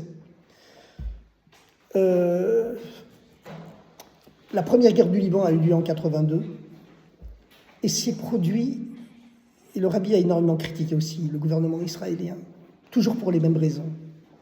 C'est que dans cette guerre du Liban qu'on appelait Shlom HaGalil, l'état-major avait prévu que depuis le début de la guerre, jusqu'à l'expulsion de toute l'OLP, toute l'Organisation de libération de la Palestine du Liban, ça devait durer 10 jours maximum.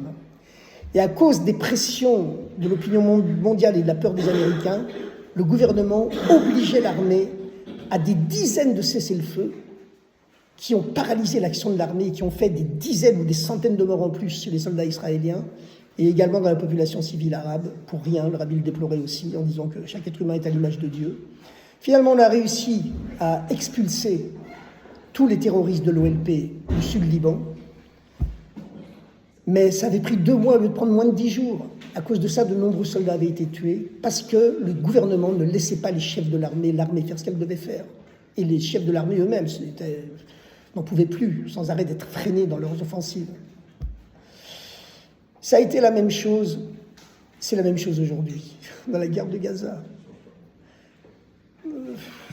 C'est exactement la même chose aujourd'hui dans la guerre de Gaza, voilà. Vous connaissez tous l'histoire de la guerre du Golfe, je pense. L'histoire de la guerre du Golfe, en 90, quand Saddam Hussein a envahi, qui était le dictateur de l'Irak, a envahi le Koweït. On savait qu'après ça, il s'attaquerait à l'Arabie Saoudite et à tous les États pétroliers du Golfe Persique. Donc il y a eu une croisade internationale sous l'égide de l'ONU, à laquelle 37 États ont participé, parmi lesquels l'Angleterre, la France, les États-Unis bien sûr, en lui donnant un ultimatum où il évacue le Koweït, ou bien 37 États, parmi les plus riches du monde, vont l'attaquer. Et Dieu l'a rendu fou. Il a refusé. Et il avait annoncé que même si Israël ne fait pas partie de la coalition qui l'attaque, ses premiers missiles balistiques iraient sur Israël. Et tous les médias du monde, et le gouvernement israélien aussi, les services secrets, annonçaient que les fameux Scud irakiens, les missiles balistiques irakiens qui allaient s'abattre sur Israël, étaient tous équipés de têtes chimiques ou de gaz asphyxiant. Donc en Israël, c'était la panique. Chaque citoyen devait avoir un masque à gaz, une chambre étanche.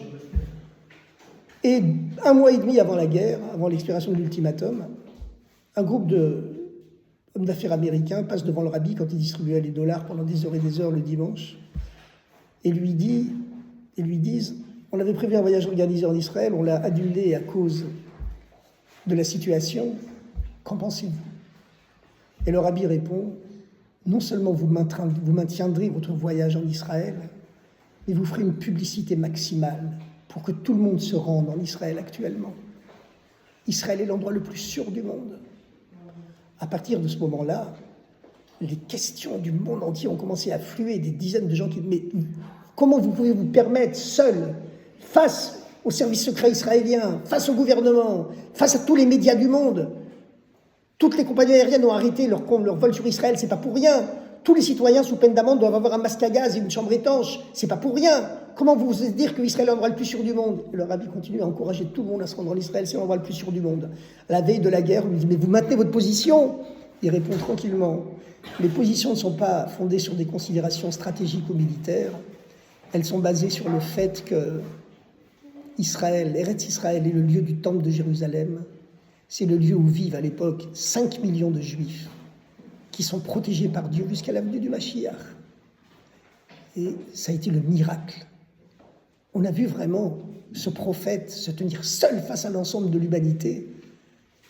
39 scuds qui sont tombés sur les zones des gratte-ciel, précisément, ils disaient bien, de Haïfa et de Tel Aviv, sans aucune victime.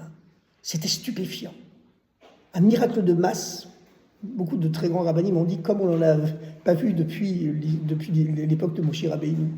Les scuds qui tombaient, des missiles balistiques qui font 3 étages de hauteur, qui tombaient entre 2 gratte-ciel, sur un terrain vague, dans la partie de l'immeuble où il n'y avait personne ce soir-là.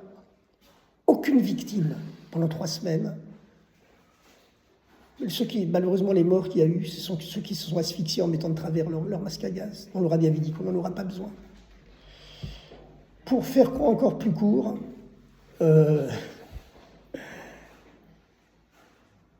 en 1988, pour la première fois, le rabbi a désigné un candidat dans les élections israéliennes. Il avait toujours refusé pendant presque 40 ans.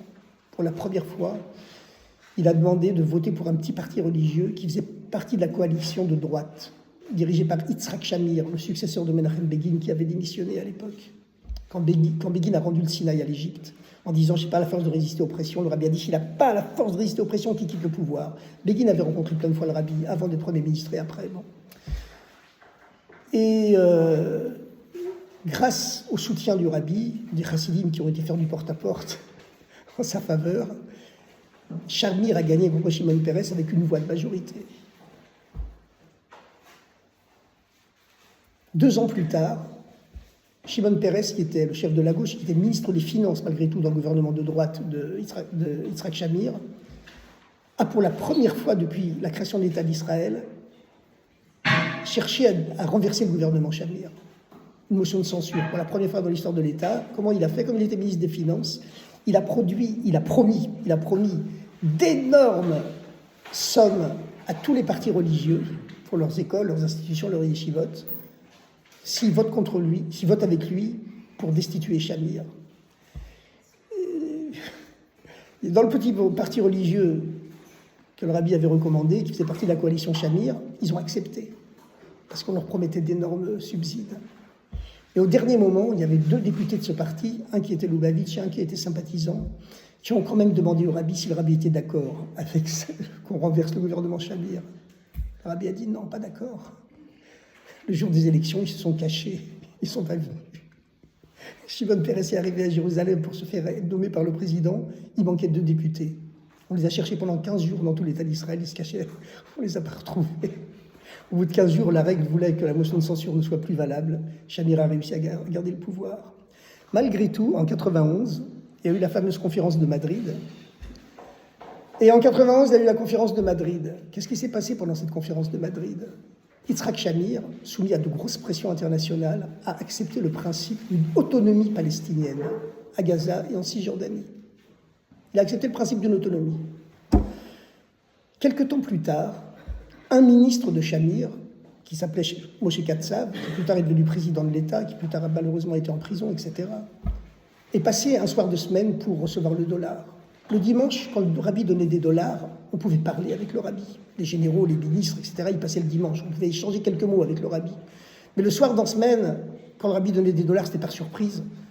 On ne parlait pas avec le rabbi, on courait devant lui pour ne pas lui faire perdre de temps. Et là, Moshe Katsav, il arrive. On pense que le rabbi lui dira à peine quelques mots, mais pas du tout. Le rabbi a pris sa main dans la sienne et l'a gardée dans la sienne pendant près d'une demi-heure, sans détacher son regard du sien. Et vous savez, le regard du rabbi, il avait quelque chose de surnaturel.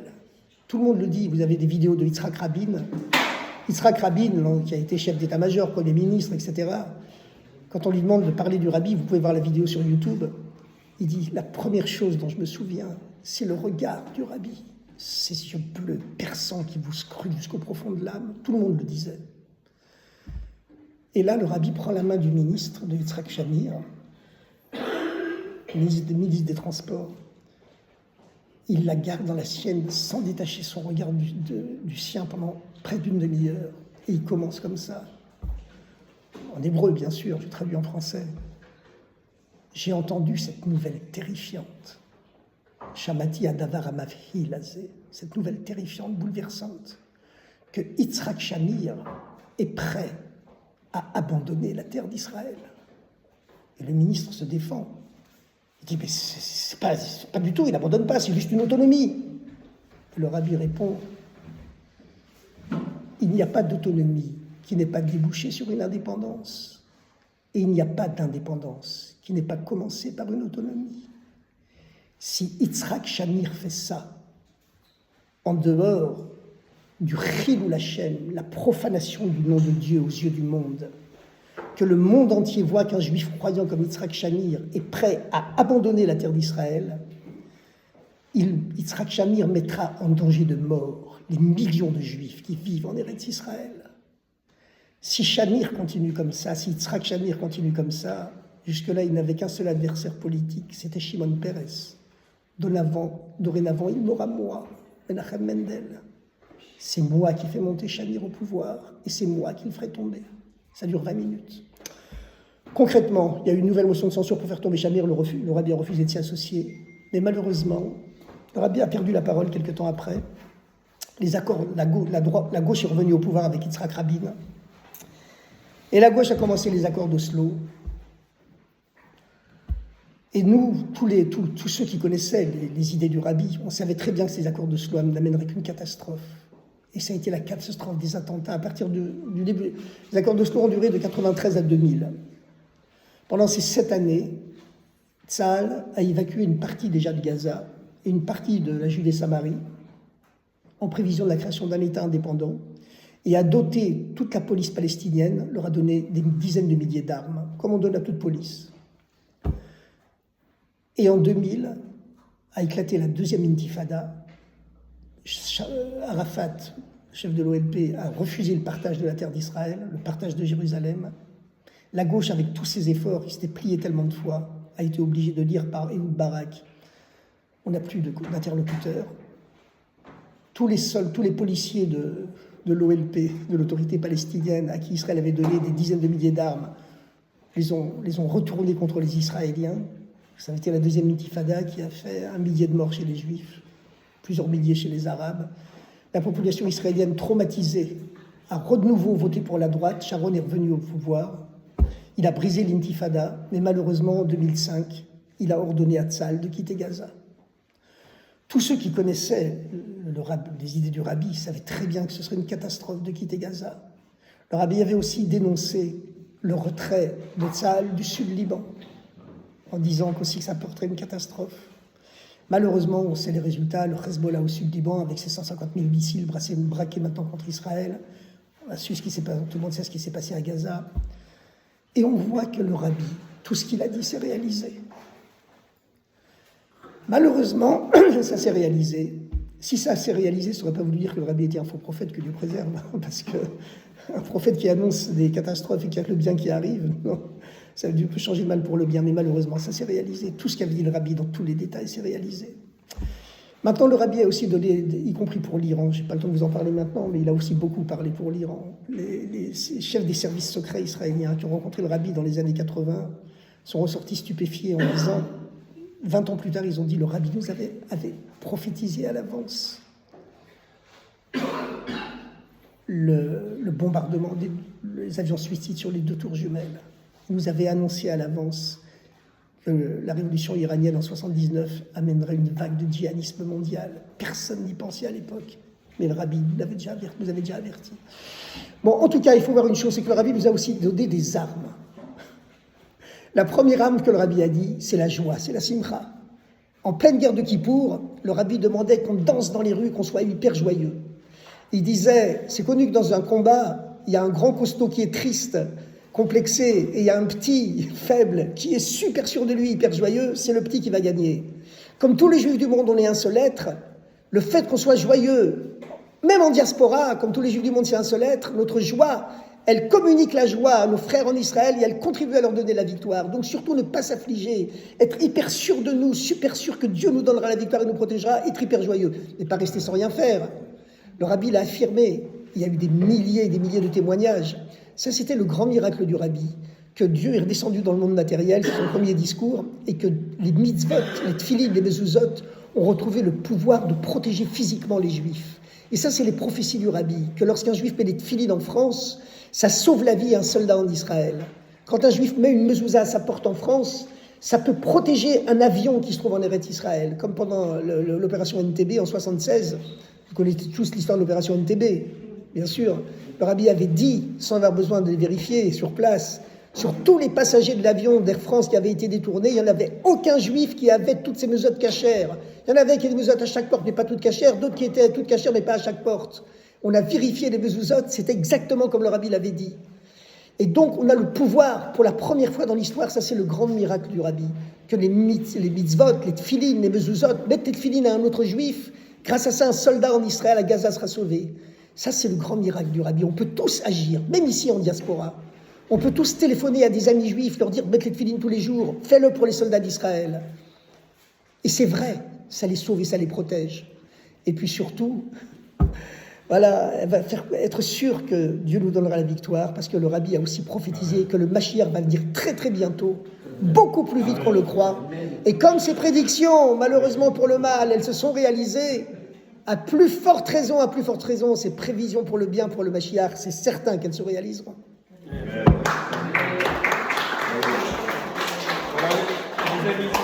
Ouais. Juste quelques annonces. Alors déjà, le Rav Goldberg a 3 livres. Si vous souhaitez, vous pouvez les acheter et il peut les dédicacer. Un qui est sur un voyage autour du chassidisme. L'autre, c'est le livre du beau-père du rabbi sur les souffrances qu'il y a eu en Russie, ainsi de suite. Et l'autre, c'est sur la laïcité. Donc ils sont là, donc vous pouvez...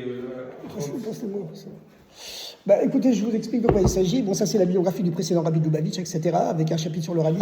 Ça c'est l'histoire de tous les rabbis de Chabad, de toute l'histoire du chassidisme. Dans le dernier chapitre, qui est le plus grand, il y a tous les détails de relations entre le rabbi et le gouvernement israélien et le chef d'armée israélienne que j'ai pas eu le temps de vous exposer ce soir. Ils sont tous dans le dernier chapitre ici, vous pourrez tous les retrouver. D'accord ?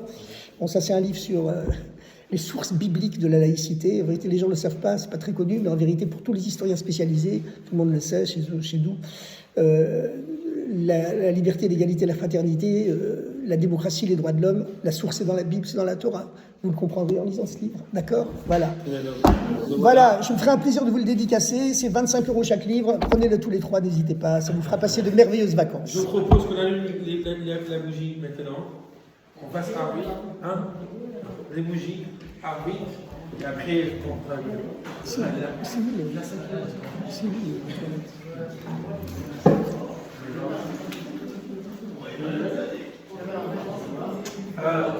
alors, on vous a mis des bougies et après on vous a mis des bougies pour prendre la maison.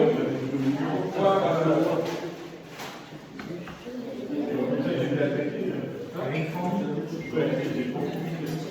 Alors, vous avez mis les petits et les grands,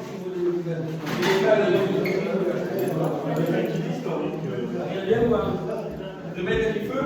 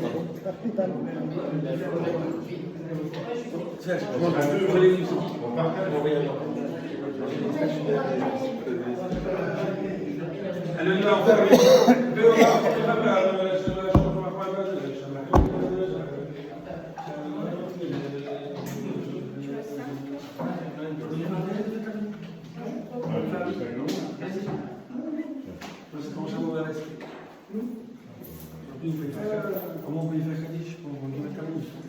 Allez.